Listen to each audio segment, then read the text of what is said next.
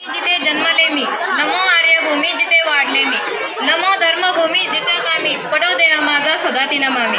परमपवित्र या मातृभूमीला नमस्कार.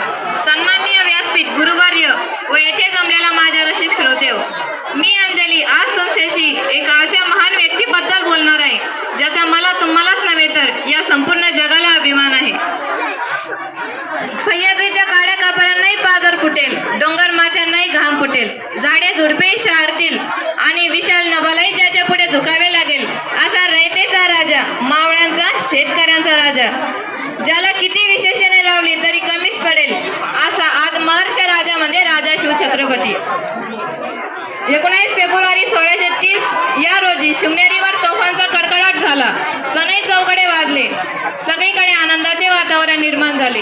अशा या थोर दिनी माँसाहेब जिजाऊंच्या पोटी बाळ शिवाजीचा जन्म झाला.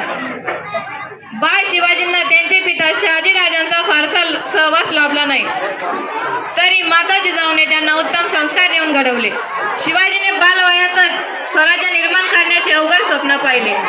स्वराज्य निर्मितीसाठी त्यांना अनेक अडथळे आले, पण ते त्यांच्या ध्येयापासून किंचितही मागे सरले नाही. जगणारे ते मावळे होते, जगवणारा तो महाराष्ट्र होता.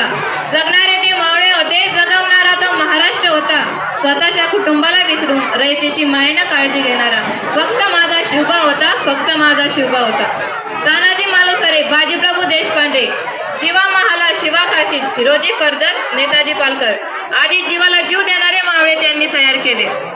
स्वराज्य स्थापनेची प्रतिज्ञा, स्वराज्याचे तोरण, गड आला पण सिंह गेला, शाहिस्त खानाची फजिती, आग्र्यावरून सुटका असे अनेक प्रसंग त्यांच्या शौर्य, पराक्रम आणि मुत्सद्दीगिरीची माहिती पटवून देतात.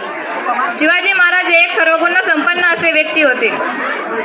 काळ्या कुट्ट अंधारात आपली दिशा ठरत, वाट काढत, किती संकटे आले तरी न डगमगता त्यावर शिताफीने मात करत, आपल्या सहकाऱ्यांसोबत बलाढ्य शत्रूशी लढा देत एका वीरपुत्राने गुलामी नाकारत स्वराज्य निर्माण केले.